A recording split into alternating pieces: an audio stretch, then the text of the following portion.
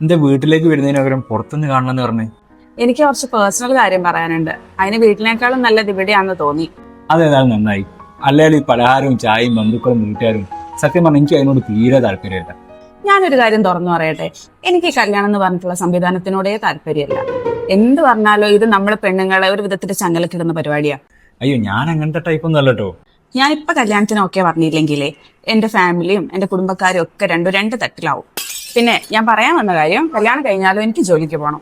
അതിനെന്താ, ഇപ്പൊ എല്ലാ കുടുംബത്തിനും ഭാര്യയും ഭർത്താക്കന്മാരും ജോലിക്ക് പോകുന്നതല്ലേ. ഞാൻ വർക്ക് ചെയ്യുന്ന കമ്പനിക്ക് ഓൾ ഇന്ത്യ ബ്രാഞ്ചസ് ഉള്ളതാണ്.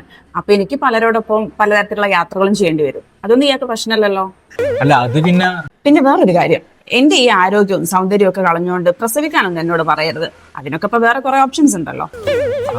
അതെ അതെ, അത് ശരിയാ. ഒരു മിനിറ്റ്, ഒരു ഫോൺ എടുക്കട്ടെ. ആ ഉമ്മ, കഴിഞ്ഞ ആഴ്ച നമ്മൾ പോയി കണ്ടപ്പോ ഉണ്ടില്ലേ, ആങ്ങളാറില്ലാന്ന് പറഞ്ഞേ, ആ കുട്ടീനെ എനിക്ക് ഇഷ്ടാട്ടോ. അത് നമുക്ക് ഓക്കെ ആക്കാം. ആയിക്കോട്ടെ.